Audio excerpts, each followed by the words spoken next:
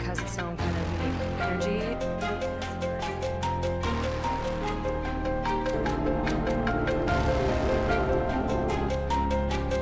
Oh, it's not for me. Work Yeah, or whatever. or Just like, I mean, it's easy for you to say when you're good. Sorry, I just don't want you to get in trouble. I know. Focus up. This is very serious. Pina colada?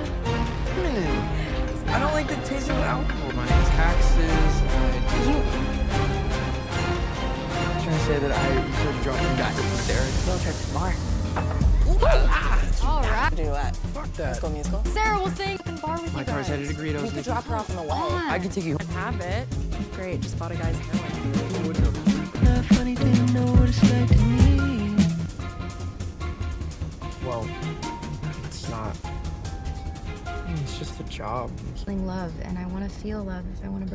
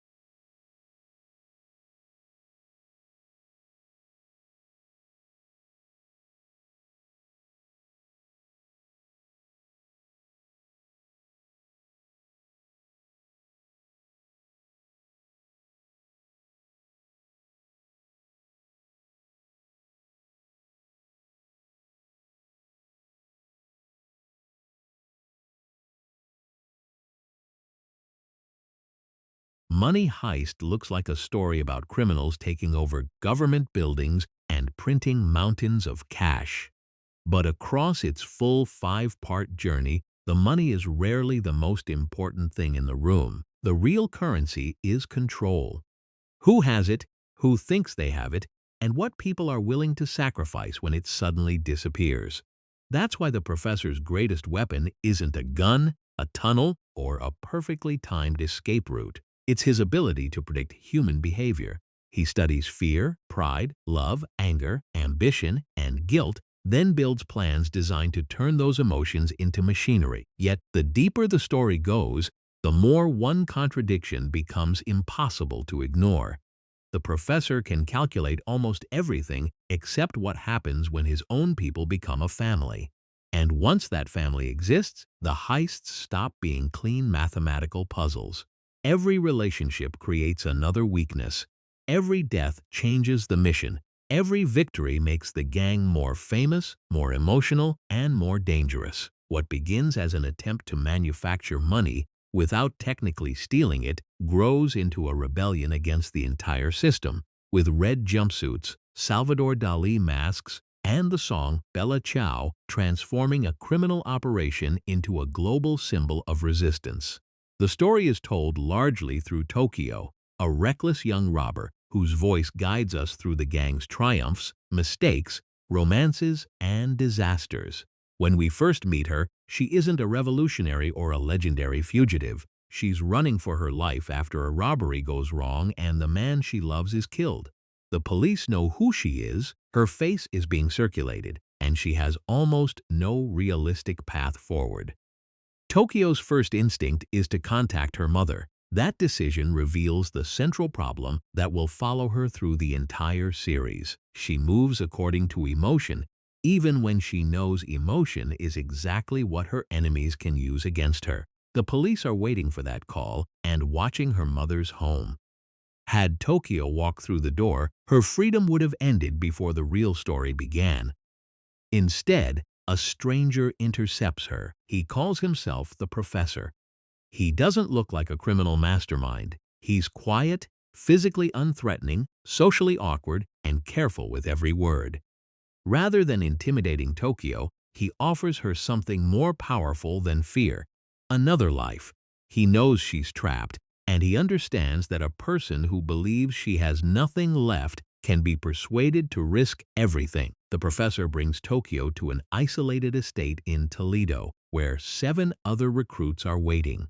Each person has been selected for a particular skill, history, or psychological quality. They're told to abandon their real names and use cities instead. The rule is practical because anonymity protects them, but it also marks the moment they begin turning themselves into characters. Their city names will eventually become more famous than the identities they were born with. Berlin is the operations field commander. Elegant, composed, theatrical, and deeply unsettling, he carries himself like a man who believes the world should naturally submit to him. He can remain calm while everyone else panics, which makes him useful, but that calmness is built on something cold. Berlin doesn't simply accept difficult choices. He often appears to enjoy having the authority to make them. Nairobi is responsible for the money printing operation.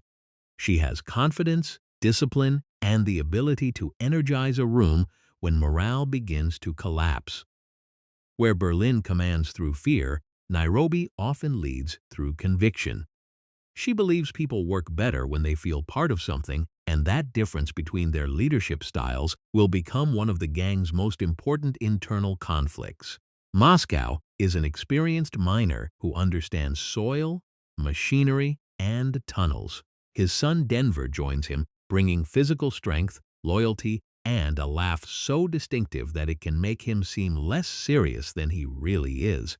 Denver enters the plan as an impulsive young criminal, but the Royal Mint will force him to decide what kind of man he wants to become. Rio is the youngest member and the gang's technology expert. He can manage alarms, communications, surveillance, and digital systems, but emotionally he's less prepared than the others.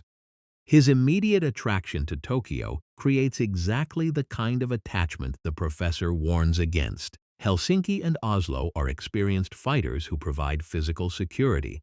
Their role appears simple in the beginning: control the space, control the hostages, and protect the operation.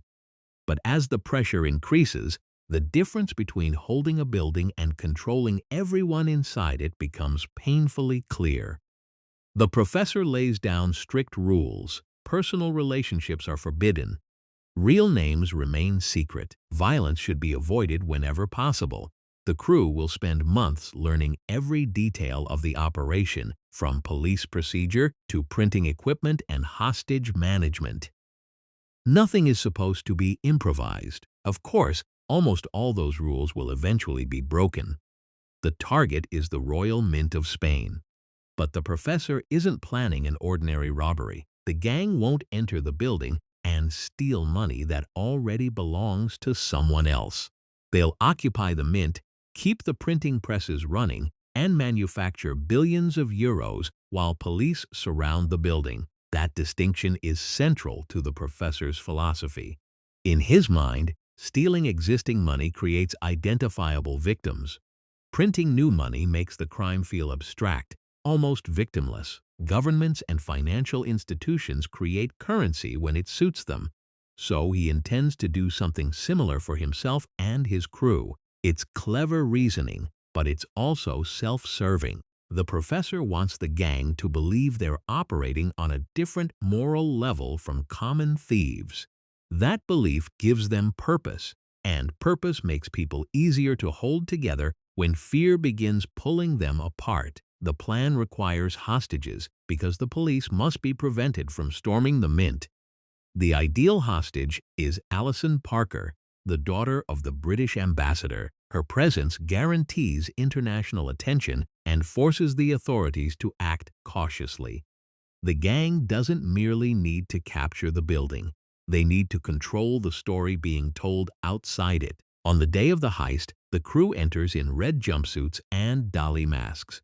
The disguise turns them into a single visual unit. It hides individual faces, confuses witnesses, and makes it harder for police to distinguish robbers from hostages once everyone is dressed alike. The masks also carry a deeper meaning. Salvador Dalí was associated with rebellion, imagination, and refusing to accept ordinary reality. The professor's operation is built on the same principle. He wants to create a situation so unusual that the authorities are forced to abandon their standard responses and enter a world designed by him. Inside the mint are employees, visitors, students, and several people whose decisions will reshape the entire operation. Arturo Roman, the mint's director, quickly tries to position himself as the natural leader of the hostages. He wants to appear brave, but his courage often depends on other people taking the actual risks. He's also been having an affair with his secretary, Monica Gaztambide, who has recently revealed that she's pregnant with his child. Arturo has no intention of leaving his wife for her. That private betrayal becomes dangerous almost immediately. Monica is emotionally vulnerable. Arturo is desperate to protect his reputation, and the gang is trying to maintain order among people who are already searching for weaknesses. Alison Parker has also entered the mint carrying a secret. Before the heist begins, she allows a classmate to take an intimate photograph of her. The image could become a scandal because of her father's diplomatic position.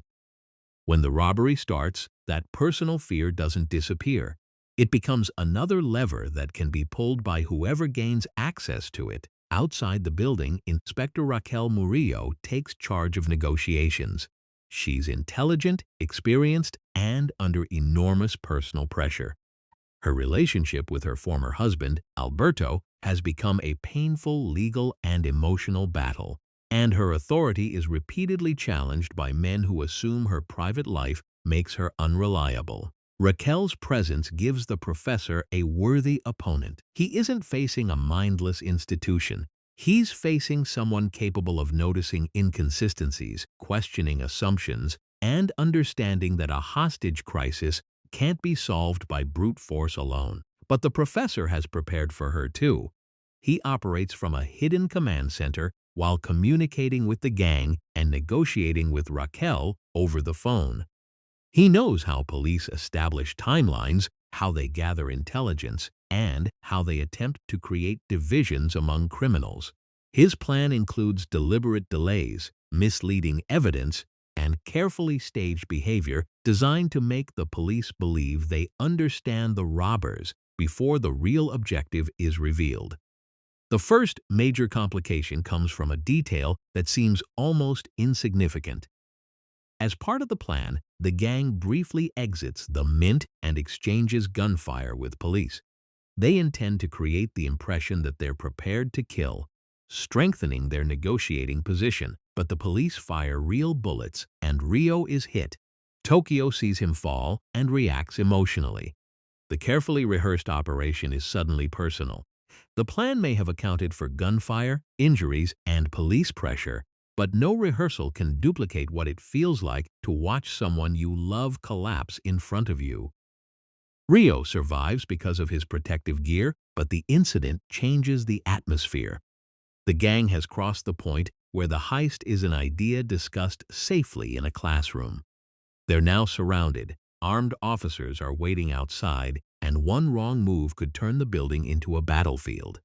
Inside, the hostages begin testing their captors. Some are terrified, some cooperate, others watch for openings. Arturo starts encouraging resistance, presenting himself as the man willing to challenge the robbers. Yet each attempt he inspires risks consequences that someone else may have to endure. The professor's strategy depends on convincing the hostages that cooperation is safer than rebellion. They're offered choices that create the appearance of control. Those who agree to help the gang are promised money and certain privileges. Those who refuse are separated and treated differently. By dividing the hostages according to their decisions, the gang prevents them from seeing themselves as a single united group. But divisions also emerge among the robbers. Berlin believes authority must be absolute. Tokyo questions him. Nairobi distrusts some of his decisions. Denver struggles to obey orders that conflict with his conscience. Rio's relationship with Tokyo threatens operational discipline. And the professor, watching from outside, can only influence events through cameras and communication devices. He may have designed the perfect heist on paper, but he has placed volatile people inside a sealed building and given one of them the power to decide who lives and who dies. The first true test of that power comes when Monica is caught with a mobile phone. Berlin decides that an example must be made. He orders Denver to kill her. For Berlin, the logic is simple. If the hostages believe disobedience has no consequences, control will collapse. For Denver, the command is something else entirely. It forces him to choose between loyalty to the operation and the part of himself that still recognizes an innocent person's life as more valuable than any plan. A gunshot is heard. The hostages believe Monica has been executed. The gang believes Denver followed orders. But beneath the Mint, hidden from almost everyone, the first secret inside the professor's supposedly controlled operation has already begun growing. Denver has shot Monica in the leg instead of killing her, and he's trying to keep her alive. That choice will change Denver, Monica, Arturo, and the balance of power inside the building. It also exposes the truth that will define the entire series. The professor can design rules. Berlin can enforce them. But once people start choosing love, mercy, revenge, or loyalty for themselves, the plan belongs to no one. Denver's refusal to execute Monica creates a problem that can't remain hidden forever. He carries her into a secure vault area, treats the wound in her leg, and tries to stop the bleeding with whatever medical knowledge he can remember from the professor's training. Monica is terrified of him. As far as she knows, Denver followed Berlin's order and shot her without hesitation. She has no reason to believe the man now trying to save her is any different from the man who pulled the trigger. But Denver's position is more complicated. He wounded Monica because he couldn't kill her, then hid her because Berlin would finish the job if the truth came out. Denver is now risking his place in the crew to protect someone he barely knows. Every visit to the vault increases the chance of discovery, and every minute Monica remains alive turns his disobedience into a larger betrayal. Moscow is devastated when he hears that his son supposedly killed a hostage. He knows Denver has committed crimes, but he never believed his son was capable of executing a helpless woman. The guilt becomes so intense that Moscow considers walking out and surrendering. He believes he helped pull Denver into a life that has now destroyed whatever goodness remained in him. Denver finally tells him the truth. Monica is alive. Moscow's relief is immediate, but so is his fear. Sparing her was morally right, yet within Berlin's command structure, it could get Denver killed. Father and son are now protecting the same secret, strengthening the bond between them while separating them from the rest of the group. Monica also begins seeing Denver differently. He's crude, impulsive, and frightening, but he isn't the emotionless murderer she expected. When she reveals that she's pregnant, Denver starts thinking not only about her survival but about the child's. He brings her food, checks her injury, and speaks to her with an awkward tenderness that doesn't fit the violent image she first formed of him. This relationship is uncomfortable by design. Monica is still a hostage, and Denver still belongs to the group holding her captive. The imbalance between them can't be ignored. The series even turns her later code name, Stockholm, into a reference to the psychological condition associated with hostages developing attachments to captors. Yet the story also shows that her feelings don't grow simply because she's imprisoned. They grow because the man she trusted before the heist, Arturo, repeatedly abandons her, while the man she feared chooses to protect her at enormous risk to himself. Arturo remains convinced that he should lead the hostages. He passes instructions, hides communication devices, and encourages others to resist. Some of his plans are brave in theory. The problem is that Arturo often places other people in danger while protecting himself.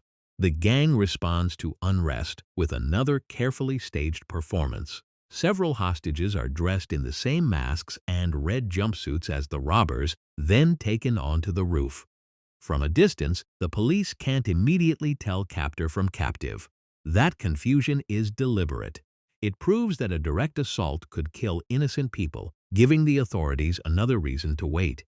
But confusion is also dangerous. Arturo makes a movement that police snipers interpret as a threat. A shot is fired, and he goes down. The bullet came from outside, but the crisis belongs to the people inside. If Arturo dies after being shot by the police, Raquel's operation will face public disaster. Berlin therefore allows a medical team to enter the mint. Raquel sees the medical visit as an intelligence opportunity. Angel Rubio, her deputy inspector, goes inside disguised as part of the team. His job is to observe the robbers, study the building, and gather anything that might help the police. The professor expects exactly this kind of move. The gang discovers Angel's hidden role and plants a microphone in his glasses. When he returns to the command tent, the police believe they've gained a view inside the mint. In reality, the robbers now have a way to hear conversations taking place at the center of the investigation. It's one of the professor's most effective reversals. Raquel attempts to place a spy inside his operation, and he transforms that spy into an unwilling listening device. The victory demonstrates why the professor is so dangerous. He doesn't merely block an opponent's move. He studies its direction and redirects it. Police pressure becomes information. Their surveillance becomes his surveillance. Their urgency becomes the time he needs to print more money. At the same time, he's taking a far more personal risk. Using the identity Salvador Martin, or Salva, the professor begins spending time with Raquel.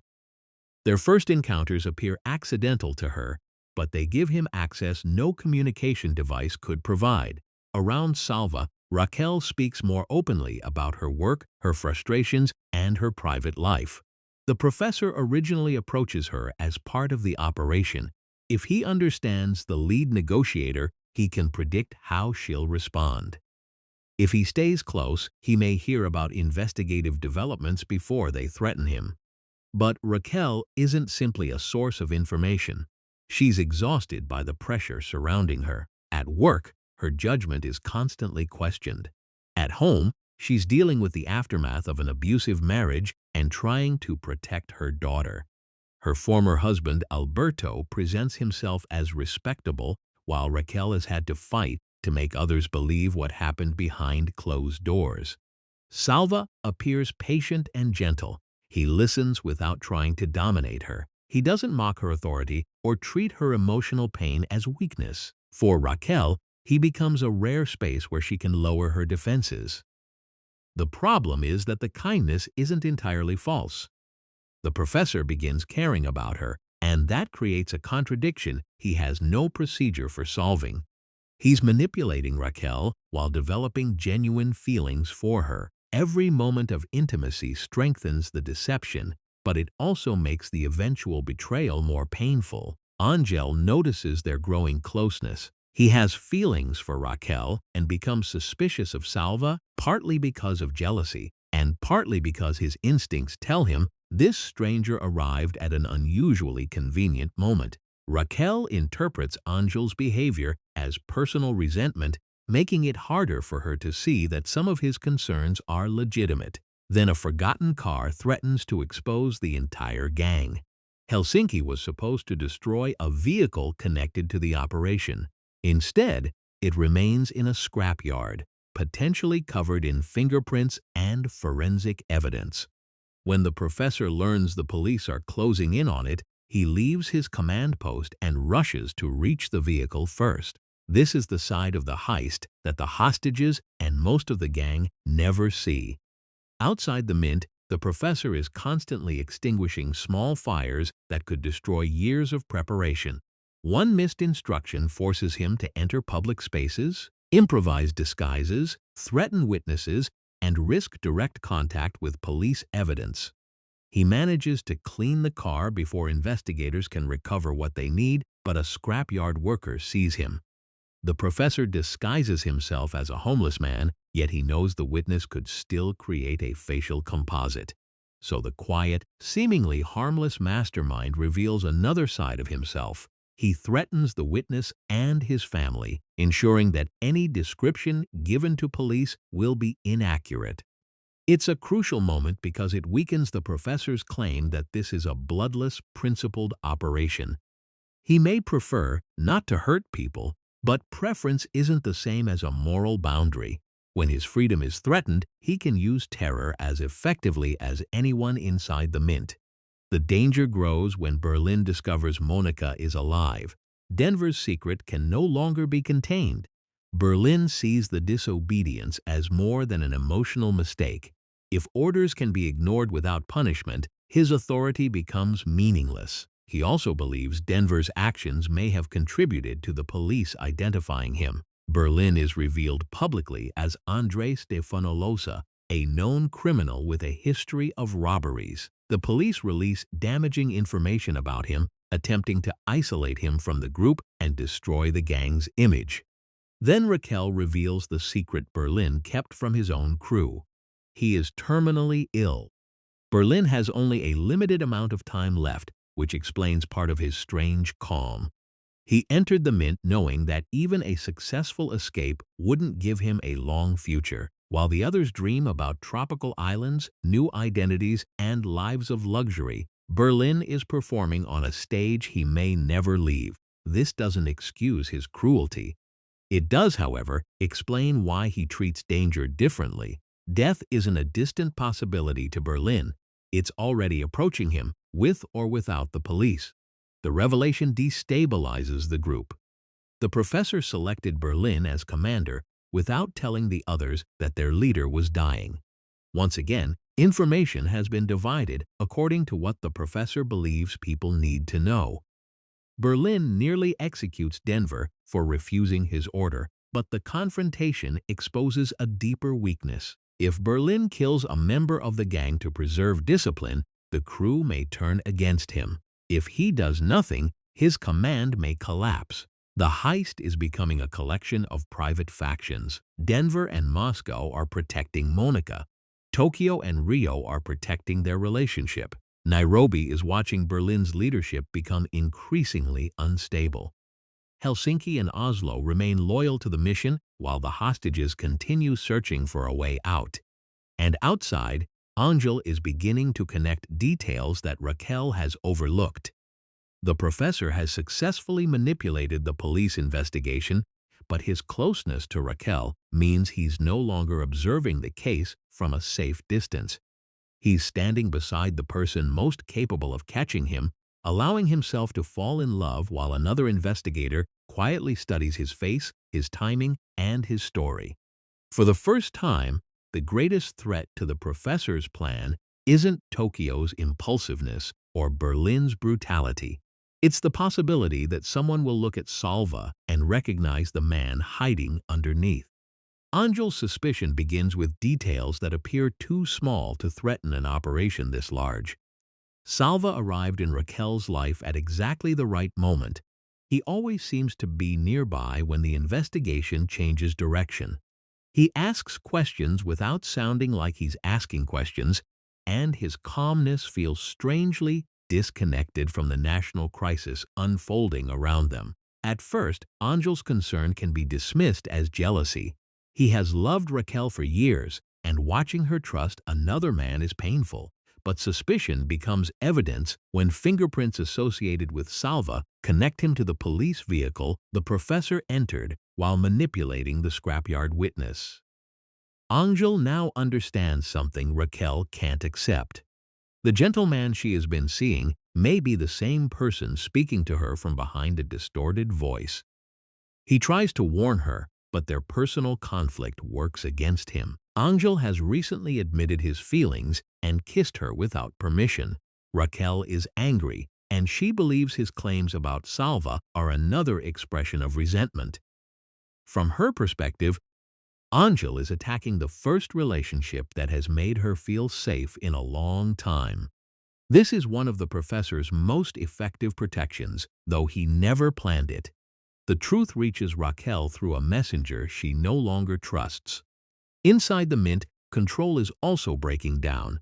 Arturo continues organizing resistance, and this time his plan is more dangerous than hiding a telephone. He learns that Monica is alive, destroying the heroic version of events he has been presenting to the other hostages. He had treated her supposed death as evidence of the robbers' cruelty, but her survival creates a different question. Why did Denver spare her? And why does Monica appear increasingly reluctant to return to Arturo? Arturo's concern is mixed with jealousy and wounded pride. He expects Monica to remain emotionally loyal to him even though he rejected her pregnancy and refused to build a life with her. Denver's presence threatens Arturo because it exposes the difference between claiming to care for someone and accepting responsibility for them.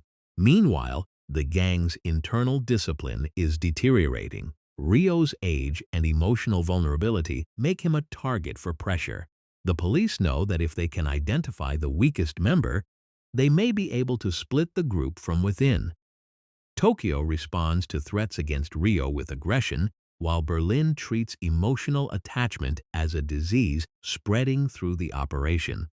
The professor warned everyone against relationships because love creates unpredictable priorities. But he's now violating the same principle with Raquel. Tokyo and Rio are punished for an attachment that mirrors the one their leader is secretly developing outside. The hostages eventually create the opening Arturo has been waiting for.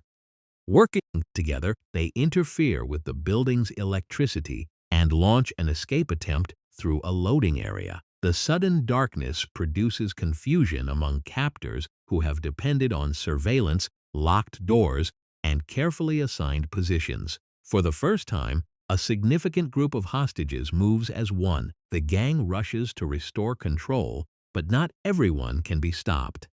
Several hostages reach freedom, crossing into the hands of the police and taking valuable information with them. Their escape damages the professor's strategy in two ways. The authorities now have witnesses who can describe conditions inside, and the remaining hostages have proof that escape is possible. The cost inside the mint is even greater. During the struggle, Oslo is struck violently in the head by one of the escaping hostages. When Helsinki finds him, Oslo is still alive, but the injury is catastrophic. The physically imposing man who had helped enforce the gang's control is left unresponsive. The injury changes Helsinki immediately. Until now, Oslo and Helsinki have often functioned as a pair, saying little and carrying out whatever the plan requires. Their bond is deeper than their limited dialogue suggests. They entered the operation together, trusting that each would protect the other. Now Helsinki can do nothing except remain beside him. Oslo's condition also exposes another weakness in the professor's bloodless heist philosophy. No robber deliberately shot him. No police sniper targeted him. Yet violence still emerged because dozens of frightened people were locked inside a building and told their freedom depended on obeying armed strangers. The professor can order his crew not to kill, but he can't remove desperation from the hostages. Once people believe their survival is at stake, they become as unpredictable as the robbers. Police units attempt to exploit the confusion and enter the mint. The gang responds with gunfire, while hostages wearing identical red jumpsuits make clean targeting almost impossible. Tokyo unleashes heavy fire toward the advancing officers, forcing them back. Her response protects the crew, but it pushes the operation closer to the kind of armed conflict the professor wanted to avoid. The difference between warning shots and lethal force becomes difficult to preserve when bullets are traveling in both directions. Outside, Raquel demands proof that the remaining hostages are alive. Her position has strengthened because people have escaped, but the crisis is also becoming more politically dangerous. Every injured hostage, every gunshot, and every failed police advance increases the pressure to end the standoff. Angel, meanwhile, attempts to deliver what he has discovered. He calls Raquel, but she doesn't answer. He leaves a message identifying Salva as the mastermind behind the heist. Then, emotionally shattered and under the influence of alcohol, he loses control of his car and crashes. Angel survives, but he falls into a coma. The one investigator who has recognized the professor can no longer explain his evidence. Yet the voicemail remains on Raquel's home telephone, waiting to expose everything. The professor learns that Angel made the call. He can't know exactly how much was said, but he understands the danger. If Raquel listens to the message, Salva disappears, and the professor becomes the focus of the entire investigation. So he goes to the home Raquel shares with her mother, Maravi. This decision forces him deeper into Raquel's private world than ever before. Until now, he has manipulated her professionally and romantically. Entering her mother's house turns the deception into something intimate and invasive. Maravi welcomes him because she recognizes him as Raquel's new companion. She's kind, conversational, and unaware that the man sitting across from her is considering murder. The professor finds Angel's message and deletes it, but Maravi has already heard it. She has written down the essential warning. Salva is connected to the heist. For a moment, the professor sees only one reliable solution. He prepares to poison her drink.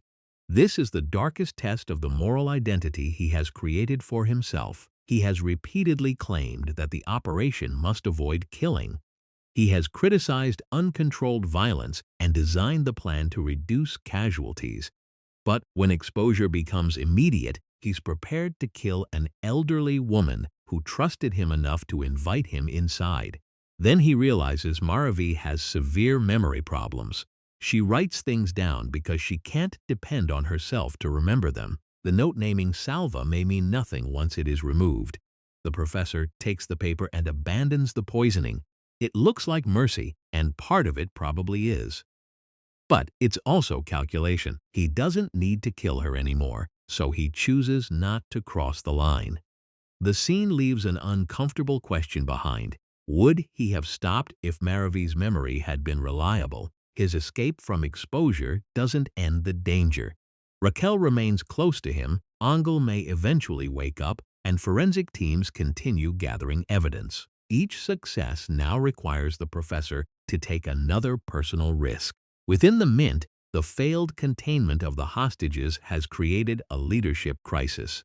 Berlin sees the escape as proof that hesitation and emotional weakness are destroying the operation. Tokyo sees Berlin's command as a dictatorship that could get them all killed.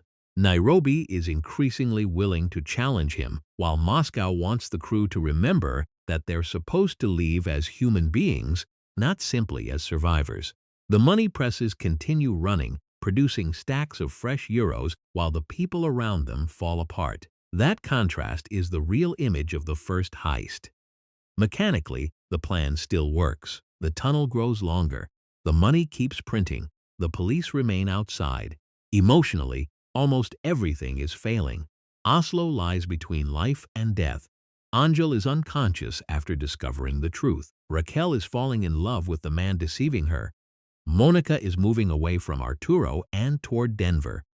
Tokyo no longer accepts Berlin's authority, and the professor has come close to murdering Raquel's mother just to preserve a plan he once described as harmless. The crew entered the Mint believing time was their greatest ally. Every hour inside meant more money. Now, every hour also means more evidence, more resentment, and more opportunities for someone to make a choice the professor never predicted. The Royal Mint is still under their control, but the heist is no longer under anyone's control. Raquel returns to her mother's house just as the professor is preparing to leave. He has deleted Angel's warning, removed the written note identifying Salva, and escaped the most dangerous moment of the investigation. But then Raquel begins talking through the case, connecting details aloud while the man responsible sits only a few feet away. The gang needed somewhere isolated enough to spend months preparing. It had to be large enough for weapons training, physical rehearsals, and a group of strangers living together without attracting attention. Loud noises could be explained as hunting, and the property would need to be within practical distance of Madrid. Raquel narrows the search to estates near Toledo. The professor has to hide his reaction because she has just reconstructed the location of the house where the entire operation was designed.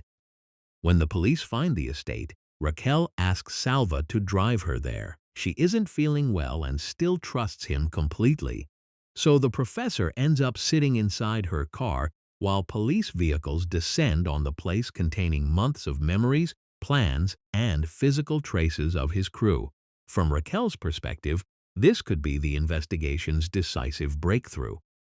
From the professor's perspective, it's terrifying, but not entirely unexpected. He always knew the estate might eventually be discovered. The rooms contain fingerprints, personal traces, documents, and apparently careless evidence left by the gang. Police technicians move through the property believing they have finally entered the criminal's inner world, but most of what they find was deliberately planted. The professor understands that evidence doesn't need to be false to be useless. Real fingerprints can still waste time if they belong to people the police have already identified. Real plans can mislead if they reveal information that no longer matters.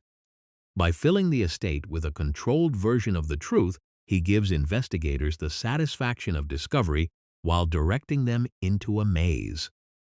It's one of the clearest examples of his strategy. He doesn't try to erase every clue. A completely clean location might look suspicious. Instead, he gives the police so much material that they struggle to identify the one thing that matters. Unfortunately, that one thing is still there.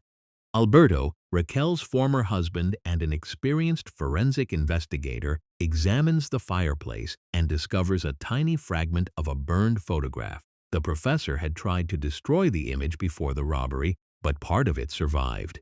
If specialists reconstruct or analyze that fragment, it could reveal the face of the man behind the heist. For once, The threat isn't created by someone disobeying him. It comes from his own imperfect work. The professor remains close enough to understand that Alberto has found something important. When Alberto offers him a ride back toward Madrid, he accepts, knowing he may never get another opportunity to reach the evidence. Inside the car, the professor pretends to suffer from stomach trouble and asks Alberto to stop. He uses the brake to obtain a similarly sized piece of old paper, then deliberately provokes a confrontation. Alberto is aggressive and already dislikes Salva because of his closeness to Raquel.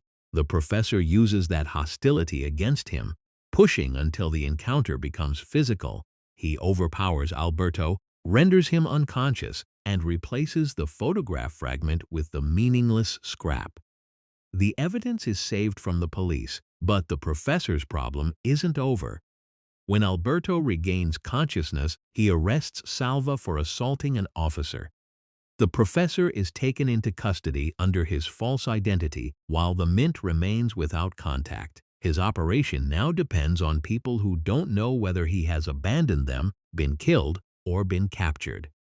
Inside the building, silence from the professor becomes more damaging with every passing hour. Berlin insists they must remain disciplined and continue with the original plan. The tunnel is progressing, the presses are operating, and panic will only make their situation worse. Nairobi and Moscow agree that they should wait. Tokyo doesn't. Her trust in Berlin has been deteriorating since the beginning, and without the professor's voice to restrain them, their conflict finally becomes open rebellion. Tokyo believes Berlin may be hiding information and intends to protect himself at everyone else's expense. Rio and Denver support her. Rio is driven by fear for Tokyo and growing hatred toward Berlin. Denver has already learned that Berlin's orders can demand the murder of innocent people. The three restrain Berlin and demand that he reveal the emergency escape plan the professor prepared for a complete breakdown. They don't simply question him. Tokyo subjects him to Russian roulette. The act reveals how far she has moved from the person who once accepted the professor's rules. She presses a weapon against Berlin and leaves his survival to chance, demanding answers while the others watch. Berlin refuses to surrender control. Tokyo's group also destroys some of his medication, knowing his terminal illness makes it essential. The attack isn't only tactical. It's personal. They're using his approaching death as leverage. Moscow and Nairobi intervene before the confrontation goes further, but the damage can't be repaired. Berlin may remain alive and technically in command, yet he now knows Tokyo is willing to kill him if she believes the plan is failing. Elsewhere in the mint, Helsinki sits beside Oslo. The escaped hostages attack has left Oslo with catastrophic brain damage. He can't speak, move, or respond in any meaningful way. There's no realistic medical treatment available inside, and taking him outside would mean surrendering him to the police in a condition from which he's unlikely to recover. Helsinki has spent much of the heist appearing emotionally impenetrable. He follows commands, carries weapons, and rarely challenges the group's decisions. But beside Oslo, that hardness disappears. Oslo is his cousin, partner, and connection to the life they shared before entering the mint. The two men arrive together, and Helsinki now understands they'll never leave together. He makes the decision to end Oslo's suffering. Helsinki places a pillow over his cousin's face and holds it there until Oslo stops breathing. It's quiet, private, and completely different from the dramatic violence surrounding the heist. No police officer gives the order. Berlin isn't present. The professor can't guide him. Helsinki chooses alone, believing death is kinder than leaving Oslo trapped inside a body that no longer responds. It's the gang's first irreversible loss, and it destroys the illusion that everyone can still escape if the plan is restored. Even if the money, tunnel, and getaway work perfectly, one of the city names will remain inside the mint forever. Berlin responds to Tokyo's mutiny with the same theatrical cruelty that has defined his leadership. He straps her to a wheeled table, opens the main doors and sends her rolling out toward the police. The moment shocks both sides. The authorities suddenly receive one of the most recognizable members of the gang without negotiating for her release. Inside, Rio watches the woman he loves disappear into police custody. Berlin has removed the most immediate threat to his command, but he has also placed enormous strain on Rio's loyalty. Tokyo remembers the professor's training. If captured, the first priority is to delay. Time gives the group a chance to react and reduces the value of immediate interrogation. She pretends to be injured, forcing the police to move more carefully. Raquel eventually sits across from her. The investigator doesn't care only about the other robbers. She wants the professor. Tokyo is one of the few people who has spent months in the same room with him, heard his real voice, and watched him construct the operation. But Tokyo remains loyal. She may hate Berlin, distrust the plan, and blame the professor for allowing the situation to become this dangerous. Yet she doesn't expose him. The family is fractured, but it hasn't completely broken. At the police station, the professor creates his own escape. He asks to use the bathroom, then deliberately injures himself, leaving bruises that make it appear Alberto assaulted him in custody. When he's given the right to make a call, he contacts Raquel. She arrives and sees the marks on Salva's body. Given Alberto's history of violence and manipulation, the accusation is immediately believable. Raquel confronts her former husband and demands Salva's release, threatening serious consequences if Alberto refuses. Once again, the professor survives because Raquel trusts him and distrusts the man standing opposite him. He returns to the hideout and discovers how badly the mint has deteriorated. Oslo is dead. Tokyo is in police custody. Rio is threatening to destroy the operation if she isn't rescued. Berlin has reasserted control, but the group's unity is almost gone. The professor promises Rio that he'll recover Tokyo. It's an extraordinary promise because Tokyo isn't simply trapped inside a police building. She's surrounded by officers scheduled for transfer and known across the country. Yet rescuing her is no longer optional. Without Tokyo, Rio may refuse to cooperate. Without Rio, the technological systems become vulnerable. And if one member can be discarded whenever Berlin decides, no one inside can believe the family means anything. The plan was built on anonymity. The robbers weren't supposed to know one another's names, histories, or attachments. Now one of them is dead, one is captured, and the others are preparing to risk everything to bring her back. The professor wanted a team that could operate without emotional bonds. What he created instead was a family, and families don't always follow the safest plan.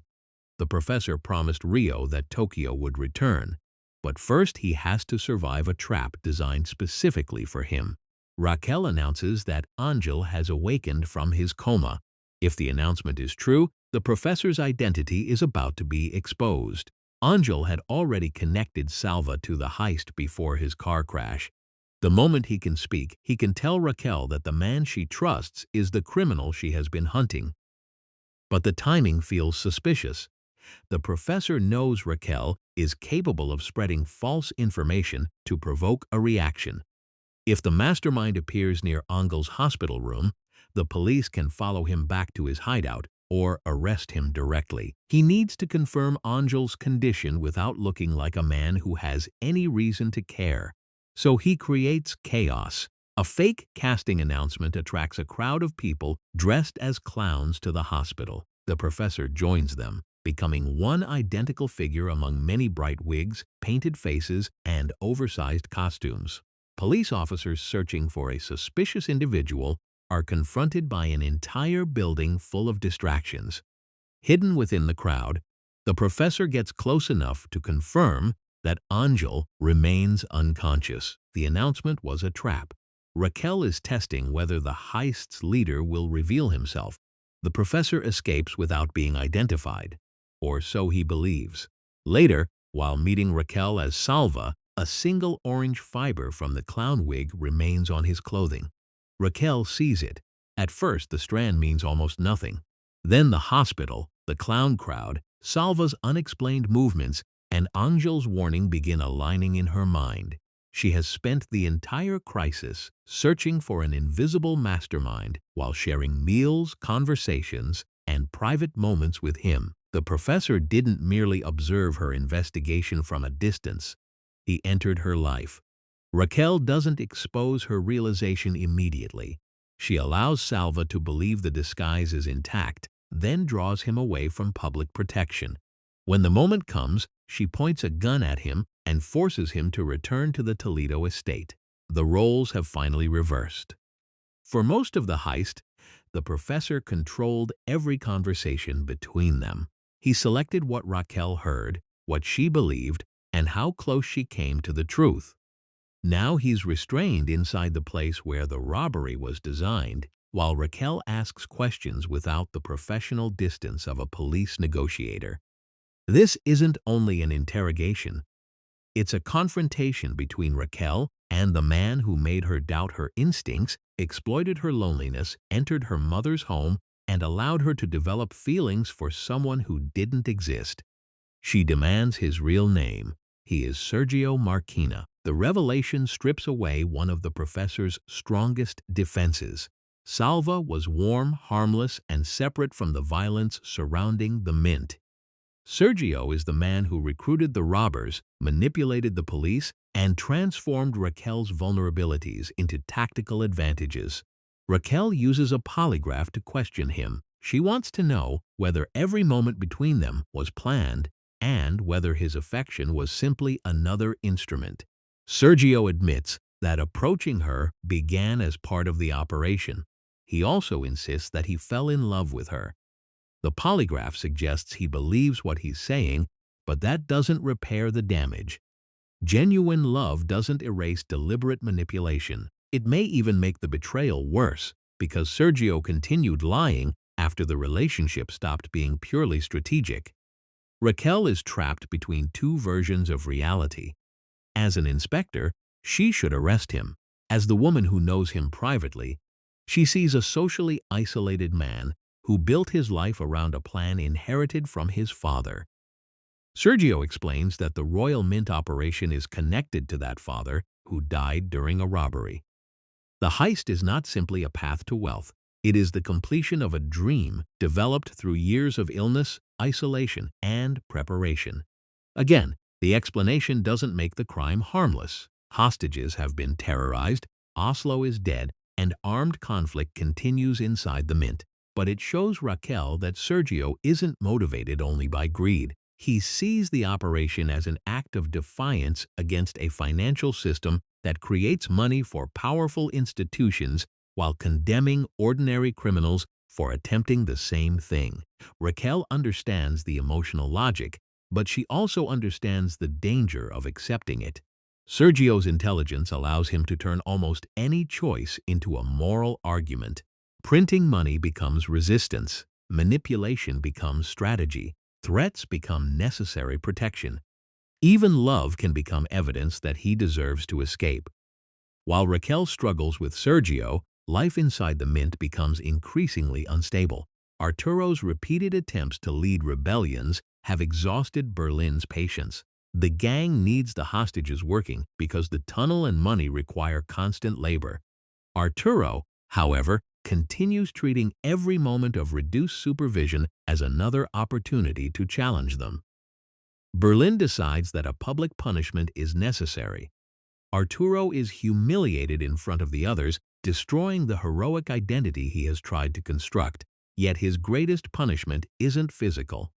It's the realization that Monica no longer sees him as her protector. She has chosen Denver. Monica's transformation is now visible to everyone. She doesn't want to return to the life she had before the heist, where Arturo kept her hidden, rejected their child, and expected loyalty without offering commitment. Denver's world is dangerous, but he has accepted both her and the baby. Moscow watches the relationship develop with concern and affection. He sees that Denver is becoming more responsible, yet he knows his son's emotional wounds began long before the mint. Believing they may not have another opportunity for honesty, Moscow confesses the truth about Denver's mother. For years, Denver believed she abandoned them. Moscow now admits that he left her because of her addiction and inability to care for their child safely. He allowed Denver to blame her rather than revealing that his father had made the decision to separate them. Moscow expects understanding. Instead, Denver feels betrayed. The truth forces him to reinterpret his childhood. His mother didn't simply disappear by choice. Moscow removed her and then built a story that protected himself from his son's anger. Denver tells his father that once the heist ends, their relationship may end with it. For Moscow, the words are devastating. Everything he has done, including entering the Royal Mint, has been connected to Denver's future. He imagined escaping beside his son, leaving crime behind, and finally giving him a life without desperation. Now success may still cost him the person he wanted to save.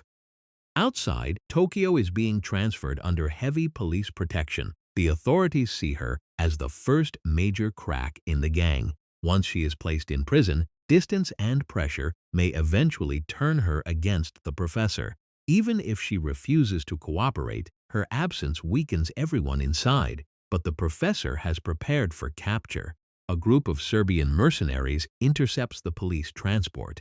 The operation is fast, coordinated, and violent enough to create confusion without becoming a prolonged battle. Tokyo is freed and given a motorcycle. She could disappear. Instead, she turns toward the Royal Mint. This decision captures everything inspiring and destructive about Tokyo. She is loyal enough to ride directly back into a building surrounded by armed police, but impulsive enough to choose the most dangerous possible way of doing it. Inside, the gang receives word that she is approaching. Moscow moves to open the loading entrance. Police officers see the motorcycle racing toward the mint and begin firing. Tokyo accelerates through the gunfire as the doors rise. Moscow remains exposed, holding the entrance open long enough for her to cross the threshold. Tokyo makes it inside. Moscow does not make it back unharmed. Bullets strike him in the abdomen, and he collapses as the doors close behind Tokyo. The rescue that reunites the family may have killed the man who opened the way. Denver rushes to his father. The anger from their argument disappears instantly, replaced by panic and guilt. The last meaningful words he gave Moscow were a threat to abandon him, and now there may be no time to take them back. The gang asks the police for medical assistance, but the negotiations have reached a stage where compassion is treated as leverage. Authorities know Moscow's injury weakens the robbers and pushes them towards surrender. Inside the mint, Nairobi, Denver, and the others try to stop the bleeding with limited supplies while Moscow fades in front of them. The professor's promise has been fulfilled. Tokyo is back. But this is the cruel mathematics of the heist. Saving one member places another in the path of the bullets. Every emotional victory produces another operational disaster. Tokyo crossed the police line because she refused to abandon her family. Moscow was shot because he refused to abandon her. And now Denver is kneeling beside his father, realizing that no amount of money can purchase the one thing the gang is running out of: time. Moscow is still conscious when Denver reaches him, but both of them understand that the bullets have done too much damage. The gang tries to keep him alive with limited medical supplies. They contact the police and demand a surgeon, but the authorities offer treatment only if Moscow is released into their custody. Berlin refuses to surrender one of his people, and Moscow is too weak to survive another violent transfer anyway. Denver remains beside his father. Only minutes earlier, he had been furious about the truth concerning his mother. Now that anger feels meaningless. Denver no longer cares who was right, why Moscow lied, or what might have happened after the heist. He wants time to reverse itself so he can take back the threat of abandoning him. Moscow tells Denver that he loves him. He tries to give his son something resembling peace, assuring him that the future can still be different from the life they shared before the mint. Denver forgives him, but forgiveness arrives too late to save him. As Moscow dies, Denver loses more than his father. He loses the person who connected him to a life before the red jumpsuit, the gun, and the city name. Moscow was the man who understood his worst mistakes and still believed he could become better. Monica stays close, offering Denver the comfort Arturo never gave her. Their relationship began with a gunshot and a secret hidden beneath the mint. Now it becomes something larger.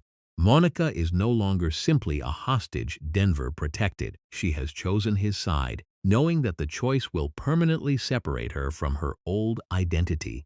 For the gang, Moscow's death removes the man most qualified to complete the tunnel. Fortunately, he has already brought the excavation close enough to its destination that the others can finish the work.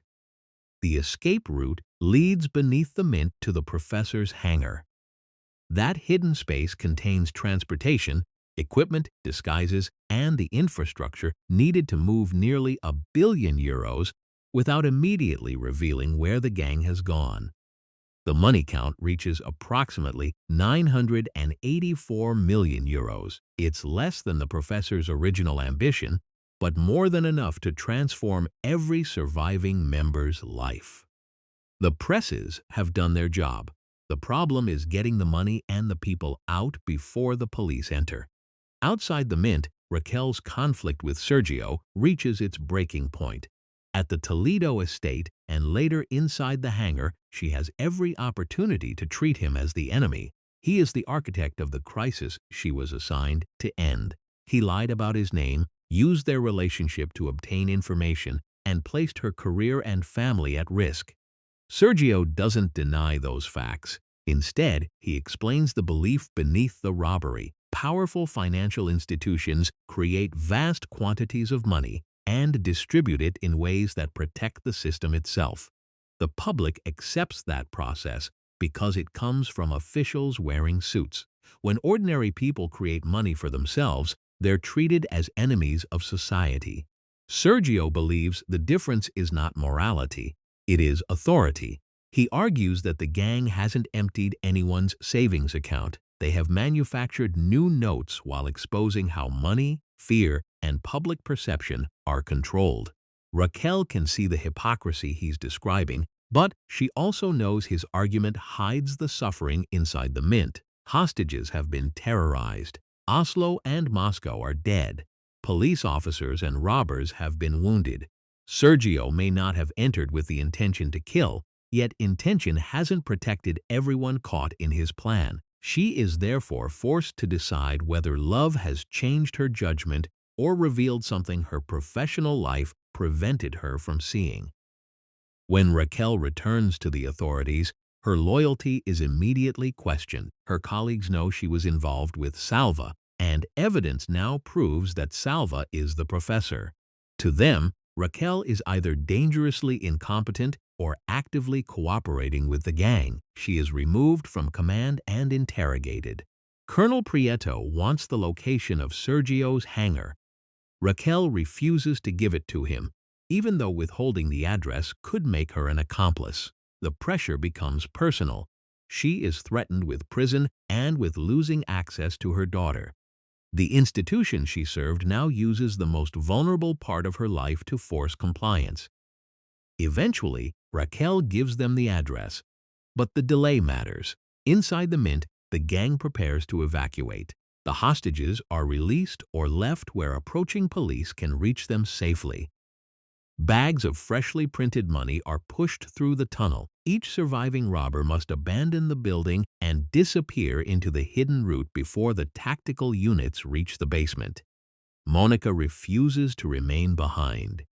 Leaving with Denver means becoming a fugitive, but staying means returning to Arturo and explaining why she helped the people who took over the mint. More importantly, she no longer considers herself part of Arturo's world. She enters the tunnel with the gang. The woman who entered the story as Monica Gaztambide will eventually take the city name Stockholm, acknowledging both the disturbing circumstances of her transformation and her new place within the family. Arturo watches her leave with Denver and realizes he has lost control over the story he expected to tell. He imagined himself emerging as the heroic leader of the hostages. Instead, The woman carrying his child chooses one of the robbers over him. As the escape begins, Berlin learns the truth about Ariadna. He had convinced himself that she admired him, that their relationship might continue after the robbery, and that she could accompany him during his final months. Ariadna has actually stayed close because she is terrified. She expects Berlin to die from his illness and hopes that surviving beside him might give her access to some of his money. Her behavior isn't evidence of genuine consent or affection. It is a hostage's survival strategy under extreme coercion. Berlin's fantasy collapses. Yet, instead of accepting what he has done to her, he forces Ariadna to remain with him as the police approach. His cruelty is still present at the very moment the story prepares to turn him into a martyr. That contradiction is essential to understanding Berlin. His final act is brave, but bravery doesn't erase his abuse. He can sacrifice himself for his brother and his crew while remaining monstrous towards someone under his control. The police begin their final assault. Explosions shake the mint. Tactical teams move through corridors the gang has occupied for days. The robbers descend into the tunnel while Berlin positions himself between them and the advancing officers. Sergio orders him to leave. Berlin refuses. His illness means he never expected a long life after the robbery. More importantly, someone must hold the police back long enough for the others to clear the tunnel. If everyone runs at once, the officers may reach the passage before it can be sealed. Berlin turns the final confrontation into a performance, standing his ground with a weapon in his hands as bullets tear through the room. On the radio, Sergio listens to his brother die. The relationship between them had been hidden from most of the gang. Berlin wasn't simply the field commander selected for his discipline. He was Andres, Sergio's older brother, and one of the people who helped turn their father's dream into an executable plan. Berlin falls beneath police gunfire, buying the seconds his family needs. By the time officers reach the tunnel, the surviving gang members have crossed into the hangar. The route is destroyed behind them, blocking immediate pursuit. Tokyo, Rio, Nairobi, Helsinki, Denver, Monica, and the professor escape with the money. They change their appearance, leave separately, and disappear before police can establish a perimeter around the hangar. Raquel arrives too late. The space contains signs that the gang was there, but Sergio is gone. The first heist ends after more than 5 days of fear, printing, negotiation, and betrayal.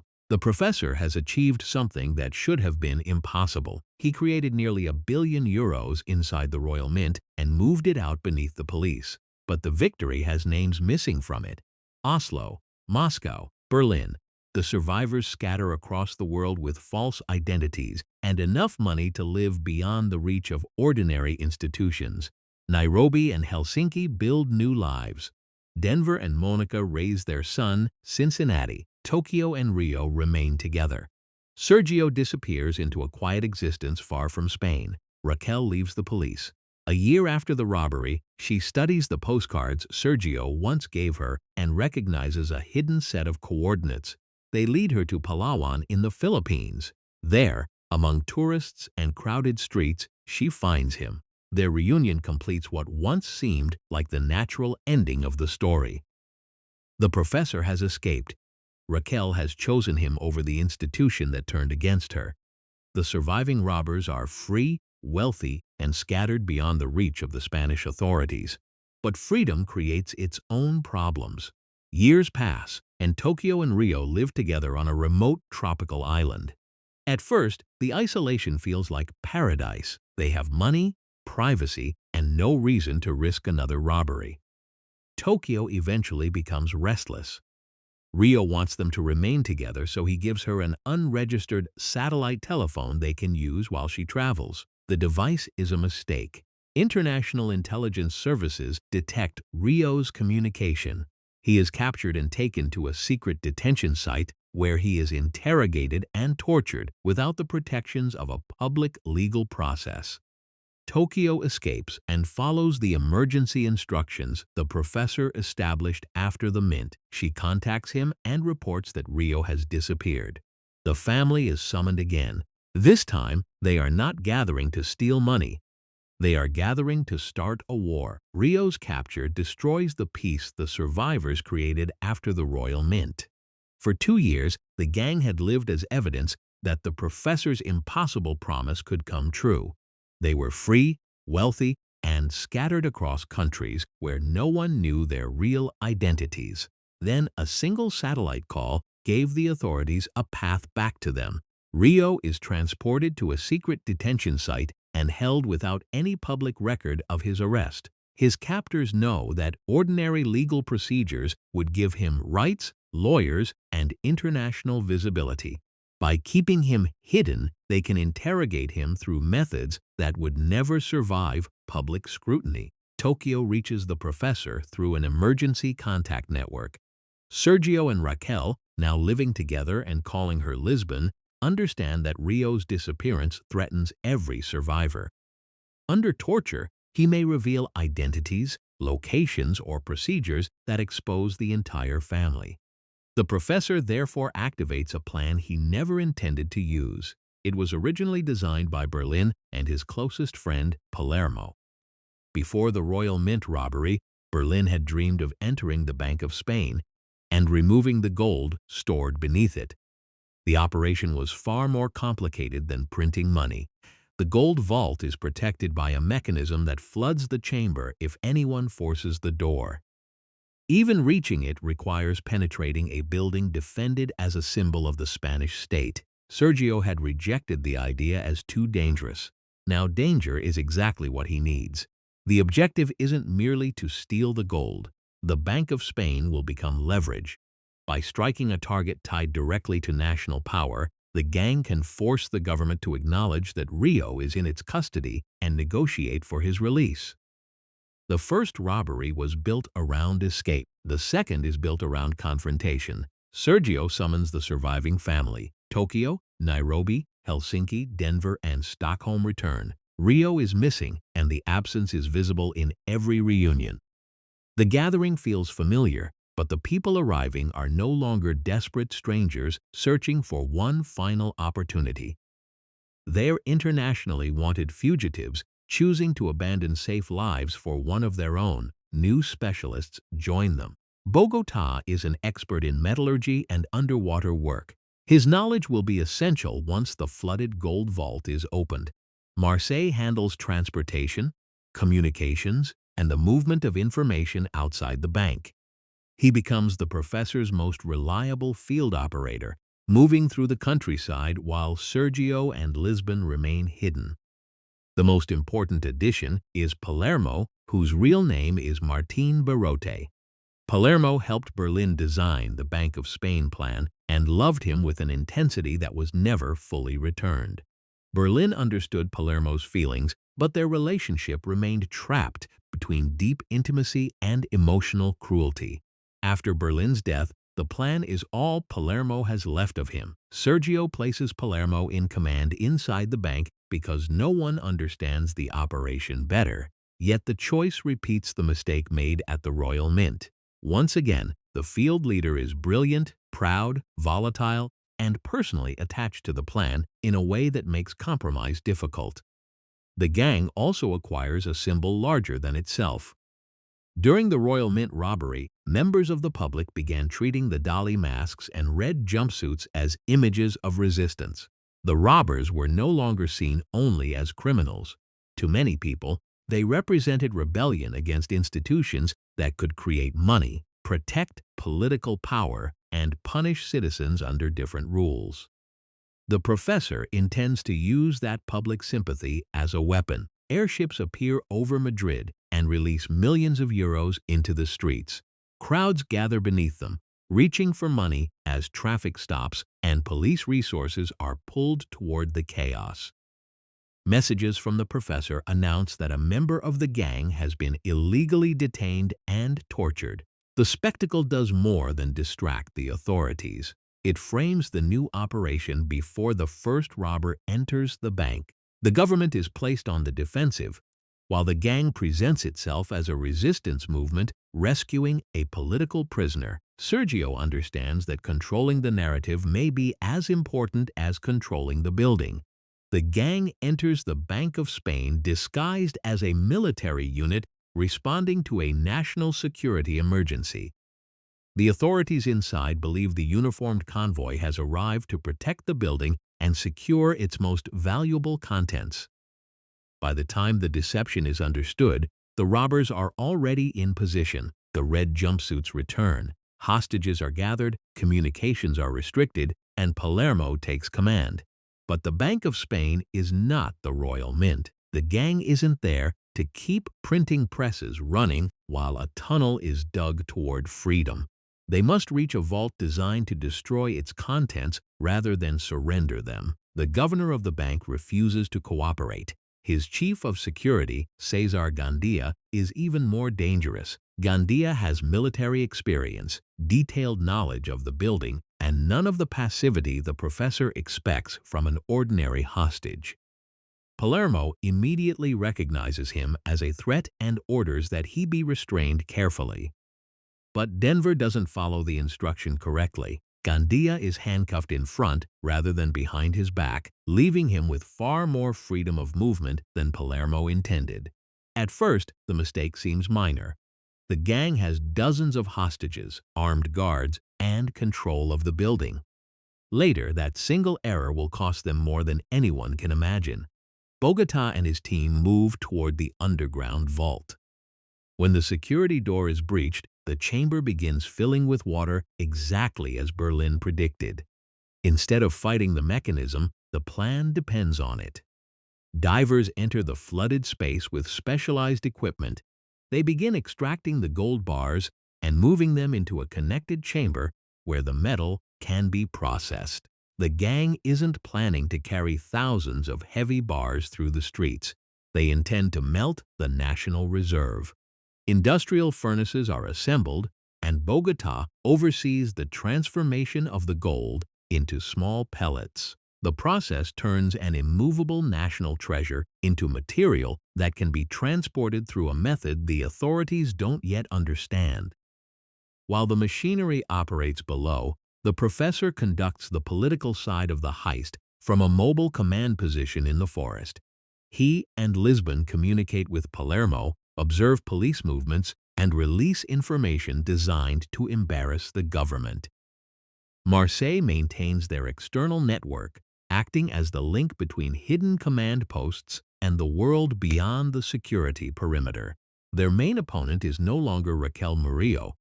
Inspector Alicia Sierra takes control of the interrogation and negotiation strategy.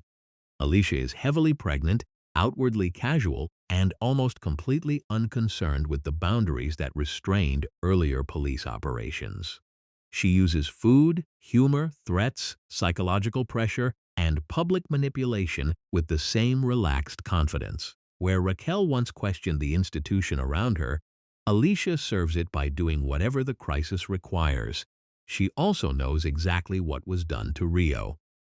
The government initially denies holding him. The professor counters by releasing evidence of the illegal detention, forcing officials to explain how a prisoner disappeared into a system that supposedly respects legal procedure. Public support begins moving further toward the gang. Protesters fill the streets in red jumpsuits and Dalí masks. Bella Ciao, once shared privately among the professor, Berlin, and the crew, now belongs to thousands of people who see the robbery as a public challenge to authority. The symbol has grown beyond its creators. Eventually, the government agrees to return Rio in exchange for hostages. His arrival should feel like a victory. The entire operation was launched to recover him, and now he is walking toward the Bank of Spain while the world watches. But the man entering the building isn't the Rio who once left the Royal Mint. Months of isolation and torture have changed him. He suffers from panic, fear, and emotional exhaustion. Tokyo wants their reunion to restore what they had on the island, but Rio can't return to that relationship as though nothing happened. He tells her that he needs to end it. Tokyo has risked everyone's freedom to save him, yet rescue doesn't give her ownership over his future. Rio is grateful, traumatized, and desperate to regain control over his own life. Breaking away from Tokyo is painful, but it is also one of the first choices he has been able to make since his capture. His release contains another threat. The authorities have placed a listening device inside him, expecting his conversations to reveal the gang's plans. The professor anticipates the possibility and turns it into another opportunity for deception. False information is fed through the device, giving the police what appears to be privileged intelligence while the real operation continues beneath the bank. Once again, surveillance moves in both directions. The gang has recovered Rio, entered the most protected financial institution in Spain, and begun dismantling the National Gold Reserve. From the outside, the professor appears to be winning, but the emotional structure inside is already unstable. Tokyo is shattered by Rio's rejection. Palermo treats the operation as Berlin's sacred legacy and resists anyone challenging his authority. Denver and Stockholm carry the pressures of parenthood and their complicated beginning into a new hostage crisis. Nairobi feels drawn toward Bogota while still imagining a future beyond the gang, and Gandía is watching them. He studies their routines, waits for the right moment, and tests the restraints Denver placed around his wrists. The professor started the second heist because the state took one member of his family. Inside the Bank of Spain, the family has unknowingly left its most dangerous enemy with the means to set himself free. The government can no longer deny that Rio was tortured, but Alicia Sierra still has one weapon capable of breaking the gang's concentration: Nairobi's son. Years earlier, Nairobi lost custody of Axel after using him to help distribute drugs. Everything she has done since then has been connected to the dream of seeing him again and proving she could build a life worthy of him. Alicia brings the boy near the bank and allows Nairobi to see him through a window. For one moment, Nairobi stops thinking like a robber. She presses close to the glass, calls his name, and looks at the child she believed might finally be within reach. That is exactly what Alicia wants. A police sniper fires. The bullet strikes Nairobi in the chest, and she collapses as Axel is pulled away. Almost simultaneously, the professor hears what appears to be Lisbon's execution over the radio. She had been captured after police tracked Sergio's Forest Command Center, and officers staged the sound of gunfire to convince him that she had been killed. Sergio believes it. For the first time, the professor abandons the principle that the gang should respond defensively. He tells Palermo that the state has begun a war. Inside the bank, the crew fires rockets at an armored police vehicle attempting to advance. The attack forces the authorities back, but it also marks a fundamental change. The Royal Mint operation had been designed to minimize direct casualties.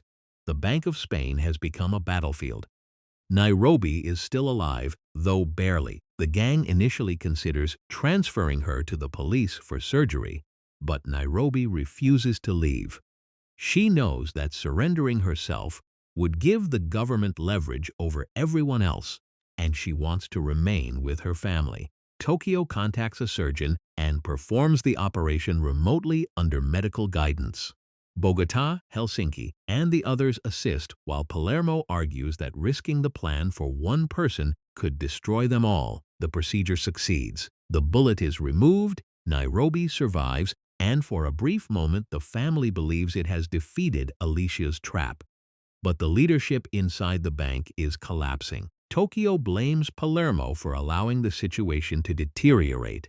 Palermo responds that she doesn't understand the Bank of Spain plan and lacks the discipline to command it. When he threatens to leave, the gang restrains him. Tokyo assumes control. For Palermo, the humiliation is unbearable. The operation was created with Berlin.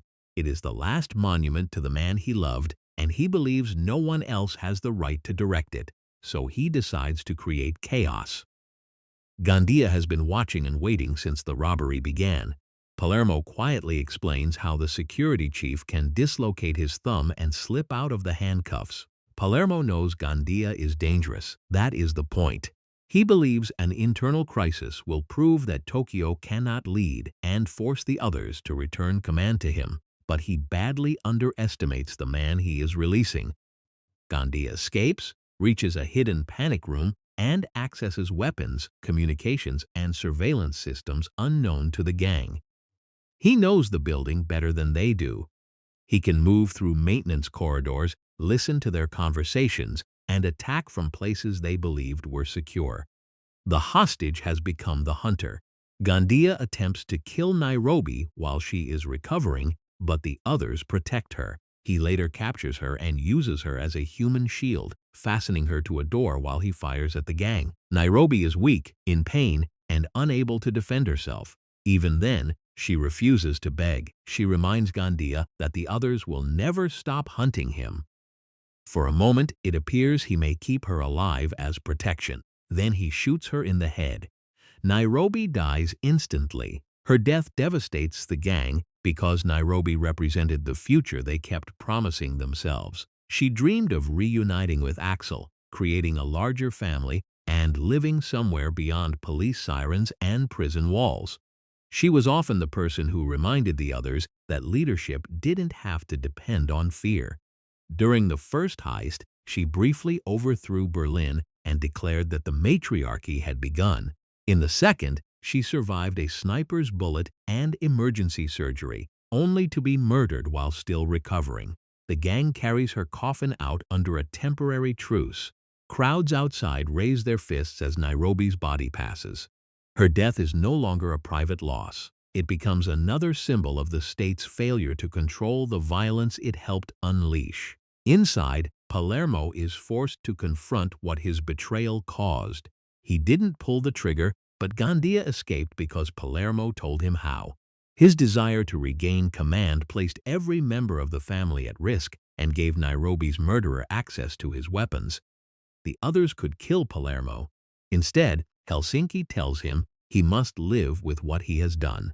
Palermo's punishment is to remain inside the operation, surrounded by people who know that his pride helped destroy one of them. The gang eventually corners Gandía, wounds him, and forces him back into the panic room. But before they can finish the fight, the professor uncovers another deception. Lisbon is alive. Sergio becomes suspicious of the supposed execution and investigates the officers involved. With Marseille's help, he reaches Antonianzas, a police officer inside the command structure, and pressures him into becoming an informant. Antonianzas confirms that Raquel was never killed. She is being held secretly and interrogated by Alicia Sierra. The revelation restores Sergio's focus. His grief turns into a new plan. He must rescue Lisbon without allowing the police to understand that he knows she survived. Raquel is held outside ordinary legal protection and threatened with decades in prison.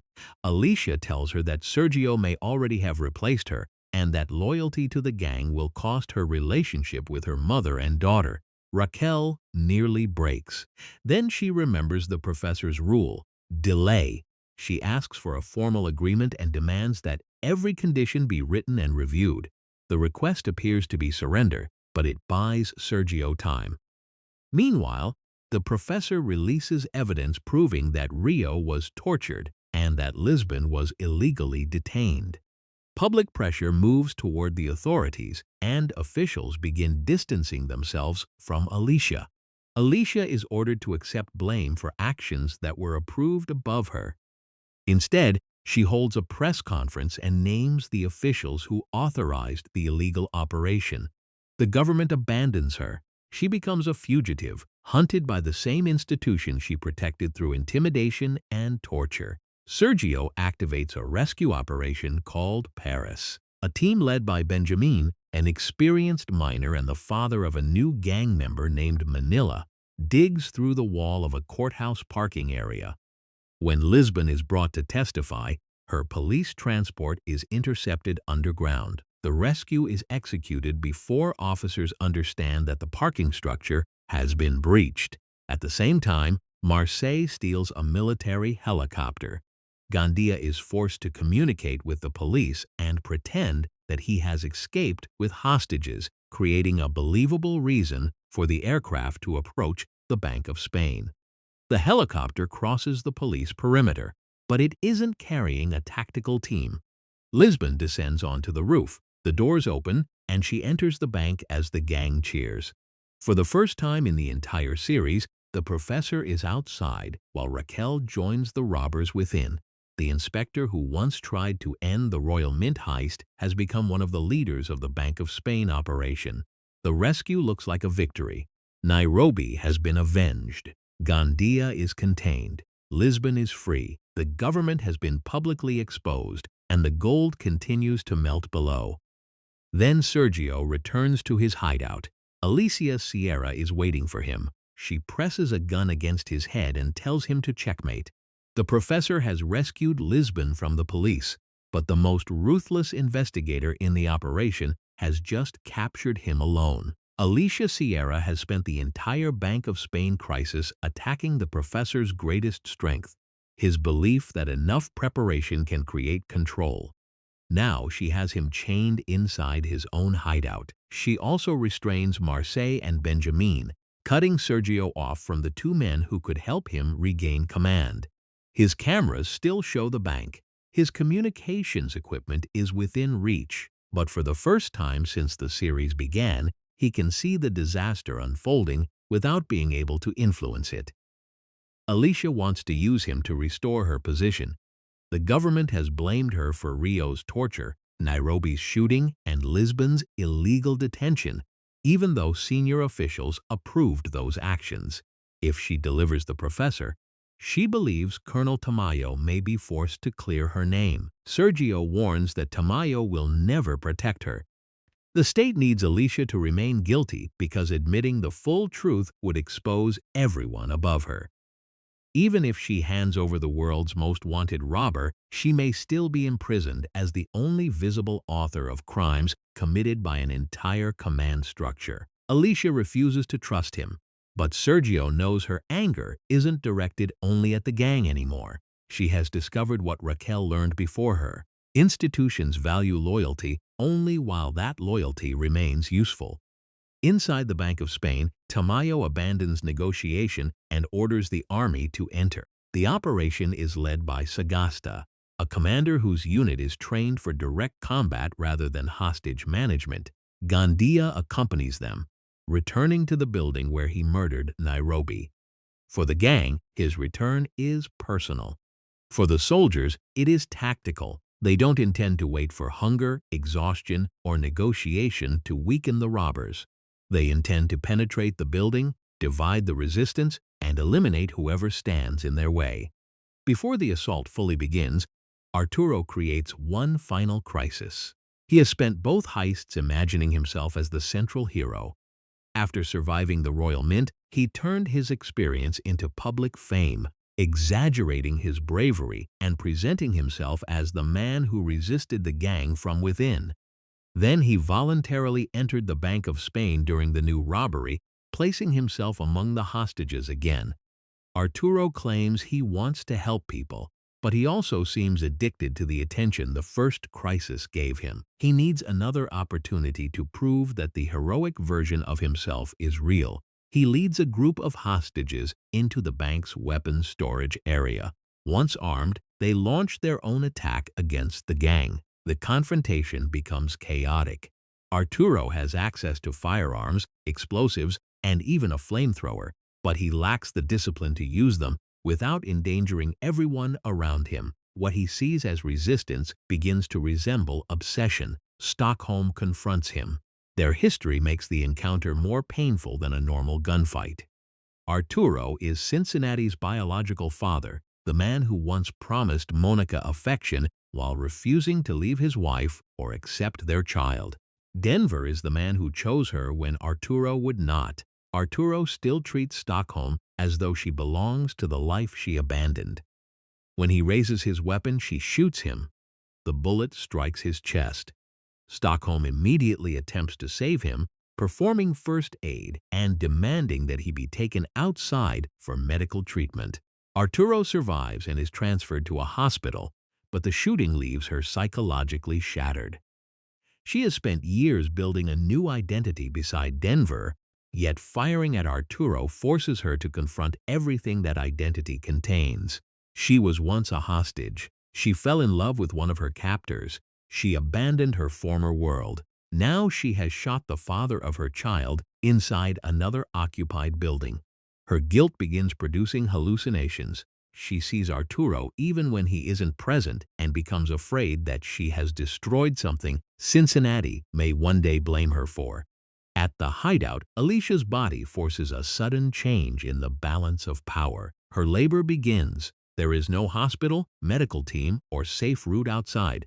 Complications make it impossible for Alicia to deliver the baby alone, so she must ask the prisoners she captured for help. Sergio, Marseille, and Benjamin guide her through the birth. For several intense moments, the conflict between them becomes irrelevant.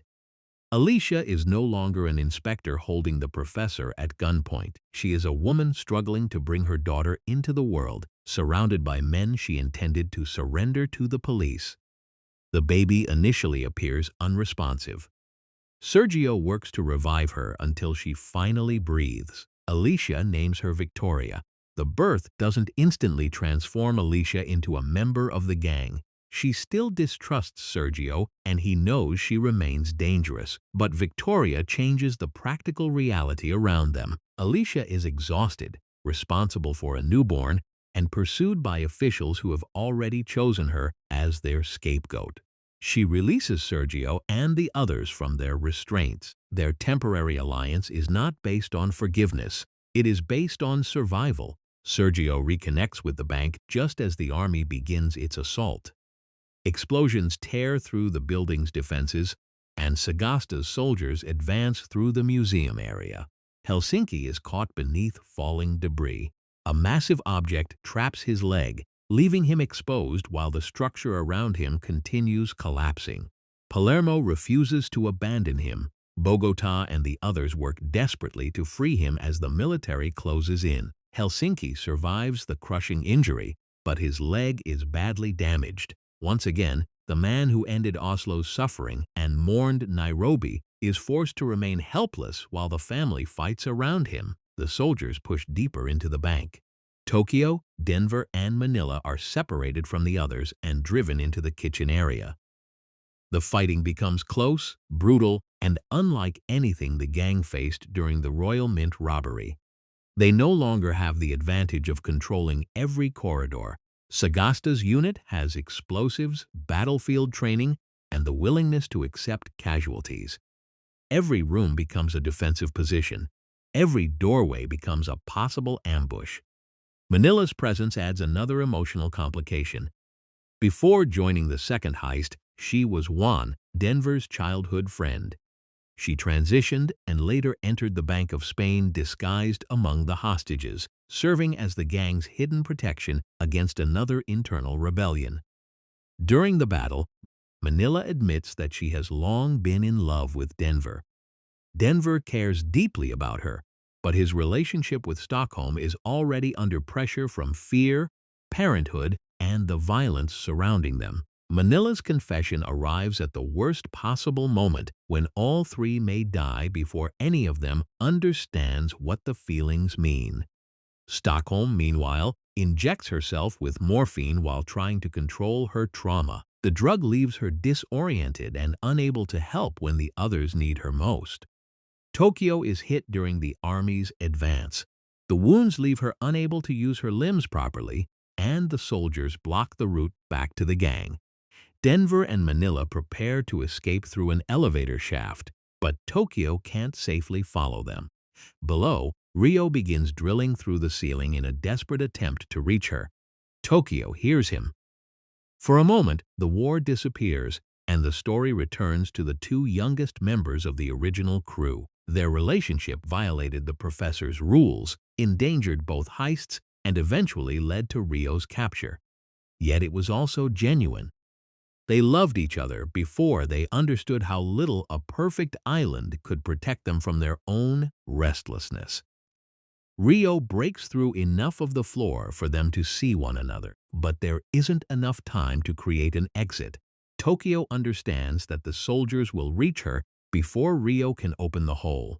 She tells him that this isn't the ending of their story. She wants him to remember the life they shared rather than the moment she dies. Denver and Manila escape down the shaft. Tokyo remains behind to give them time. Her thoughts return to Renee, the lover she lost before meeting the professor. Renee's death began her life as a fugitive. It taught her that one life can contain several separate lives, each beginning when the last one ends. The professor gave her another life. Rio gave her another. The gang gave her a family large enough to make sacrifice feel like a choice rather than a defeat. Gandía and the soldiers close in. Tokyo is already dying, but she still controls what happens next. Hidden beneath her clothing are grenades. As Gandía stands over her, he notices the pins have been removed. Tokyo smiles. The explosion tears through the kitchen, killing her and destroying several members of the assault team. Gandía, the man who murdered Nairobi, is caught at the center of the blast. Rio hears the explosion from below. The professor hears it through the communication system. Denver and Manila feel it from the elevator shaft. Tokyo, the narrator who carried the audience into this world, has reached the end of her own story. She doesn't escape with the gold or receive the peaceful future the crew once imagined. But her final decision saves the people behind her and stops the soldiers in front of her. The second heist began because the family refused to leave Rio behind. Now Rio survives because Tokyo accepts that he must continue without her. The gang still has the gold. They still have hostages, and some of Sagasta's soldiers remain alive. But after losing Nairobi and Tokyo inside the same building, survival is no longer enough to make the operation feel like victory.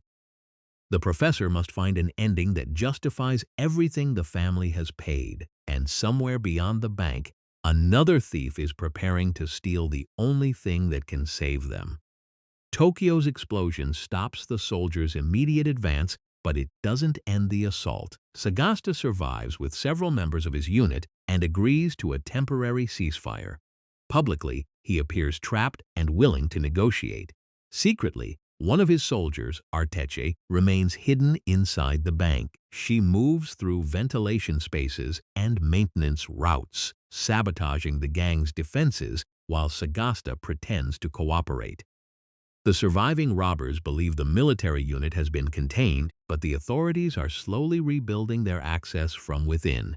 Below them, the gold operation reaches its most important stage. Bogotá's team has melted the reserve into small pellets. Those pellets are mixed with water and forced through underground pipes by industrial pumps. The system moves the gold away from the Bank of Spain without using trucks, tunnels large enough for people, or any exit the police are watching. The pellets emerge at a distant stormwater tank where Benjamin and his workers collect them. Furnaces are used again, turning the material back into bars. For a moment, the impossible plan works. The National Gold Reserve has left the bank through its own plumbing system. Then, police vehicles surround the stormwater tank. The professor's external team surrenders, believing the authorities have discovered the operation. The officers load the gold and drive away before anyone understands what has happened. But they aren't police officers. The entire raid is another robbery. Tatiana, Berlin's former wife, and Raphael, Berlin's son, have stolen the gold from the professor. Their betrayal was prepared years earlier. Berlin once recruited Raphael into a theft involving a valuable Viking treasure in Denmark. The operation taught Raphael that the most elegant robbery doesn't always require breaking into a secure location. Sometimes it means allowing someone else to steal the object first, then taking it from them when they believe the danger has passed. Raphael also fell in love with Tatiana. Their affair destroyed Berlin's marriage, but Tatiana had already learned enough about the Bank of Spain plan to understand how the gold would be removed. When she and Raphael saw the operation unfolding, they knew where the treasure would eventually surface. The professor has outsmarted the police, the intelligence services, and the army. He is robbed by his own family. Losing the gold creates a crisis far greater than losing money. The reserve was supposed to become the gang's bargaining power. Without it, Sergio can't prove that Tamayo will never recover the real treasure, and he can't guarantee that the people inside the bank will be allowed to live. Alicia Sierra becomes the person he trusts to find it. Her investigation follows the practical details Raphael and Tatiana couldn't hide. Moving tons of gold requires vehicles, land, machinery, and somewhere secure enough to conceal the result. Alicia studies recently purchased properties and notices a suspicious plot connected to a prefabricated house. She reaches the location with Marseille and Benjamin. The house is surrounded by Raphael's armed crew. Alicia can't defeat them through force, so she gives Raphael a handwritten message from Sergio. The series never reveals the exact words.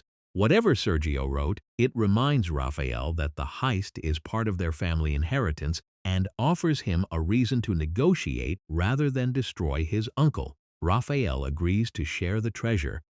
The gold is preserved, but Sergio still doesn't know whether Alicia will succeed when he makes his final move. He enters the Bank of Spain voluntarily. For years, the professor directed operations from hidden rooms, aircraft hangars, trucks, and forest shelters. Now he walks through the front doors and joins the family inside the trap he created. Arteche completes her sabotage, allowing the authorities to break through the gang's defenses. Lisbon, Palermo, Rio, Denver, Stockholm, Helsinki, Bogota, Manila, and the others are captured. The heist appears finished. Tamayo separates the prisoners and attempts to force someone to reveal the gold's location. Denver is offered freedom and protection if he betrays the gang. He could return to Cincinnati and escape punishment, but the offer would require him to abandon Stockholm and the people who became his family. Denver refuses. Sergio is brought before Tamayo. The colonel expects a defeated criminal. Instead, the professor explains that Spain is facing a disaster much larger than a robbery. News that the National Reserve has vanished is already damaging confidence in the country. Markets are falling because investors believe Spain no longer possesses the wealth supporting its financial stability. That word matters. Believe. The professor understands that almost no member of the public will ever enter the vault and inspect the gold. Its power comes from collective trust. The reserve supports the economy because governments, banks, investors, and citizens agree that it is present. Sergio offers Tamayo a way to restore that belief. Trucks arrive carrying gold bars, and the government announces that the reserve has been recovered. Television cameras capture the apparent victory. Confidence returns, and the financial panic begins to ease. Then Tamayo scratches one of the bars. Beneath the golden surface is brass. The professor never intended to return the real reserve. He has replaced it with an illusion convincing enough to preserve the system. Tamayo threatens to execute the gang, but Sergio explains the trap. If the authorities reveal that the bars are fake, the financial crisis begins again. If they kill the robbers, evidence about the deception can be released, exposing both the missing gold and the government's lie. The state can recover its reputation, or it can punish the professor. It can't do both. Sergio hasn't defeated Spain by possessing more weapons. He has forced its leaders to participate in his fiction because their power depends upon the public believing it. Tamayo finally accepts the bargain. The world is told that the gang died during the operation. Body bags are carried from the Bank of Spain, while cameras record what appears to be the end of the country's most famous fugitives. Inside those bags, the surviving robbers are alive. They receive new identities and are transported away under military protection. The government gets its official victory, while the gang disappears with the real gold hidden beyond Tamayo's reach. Alicia reunites with Sergio and confirms that the treasure is safe. She has earned a new identity for herself and Victoria, escaping the institution that abandoned her. The gang's victory is real, but it isn't clean. Oslo, Moscow, Berlin, Nairobi, and Tokyo are gone. Their faces and voices remain part of every celebration the survivors will ever have. The gold can give the family freedom, but it can't restore the people sacrificed along the way. That is why the series ends with something more complicated than triumph. The professor finally admits that he isn't only completing his father's dream or correcting an unjust financial system. He is a thief. He loves the planning, the danger, and the moment an impossible structure bends to his design. Recognizing that truth completes his character, Sergio spent years presenting himself as the rational man surrounded by impulsive criminals. By the end, he understands that his own addiction to control is simply another form of recklessness. His greatest plans succeed only after control is lost. Tokyo breaks the rules and repeatedly saves the crew. Denver spares Monica and creates a family. Raquel betrays the police and becomes Lisbon. Palermo causes catastrophe, then helps finish Berlin's dream. Alicia begins as Sergio's most ruthless enemy and becomes the person who recovers his future. The professor's calculations matter, but people save the plan by making choices he could never fully predict. That's also why the red jumpsuits, Dalí masks, and Bella Ciao became more important than the money. They transformed individual fugitives into a shared identity. A mask originally designed to hide faces eventually gave thousands of people something recognizable to stand behind. The title La Casa de Papel can be translated as the House of Paper, and the final deception brings that idea full circle. The first gang entered a building where paper money was manufactured. The second removed a reserve whose value depended on belief. In both cases, wealth turned out to be powerful because society agreed to treat a symbol as reality. The final heist works because brass can function as gold when an entire country needs it to. Money Heist began with Tokyo believing her life was over. It concludes after she has narrated a new life into existence for everyone who survives her. The family leaves Spain officially dead, but finally free, carrying the memory of the people who made that freedom possible. They entered the Royal Mint as strangers using city names to remain detached. They leave the Bank of Spain as a family whose real identities matter less than the bonds they chose. And that is the professor's one plan no police operation could defeat. If you want more complete series journeys told in this style, stay with Series Span Cinema.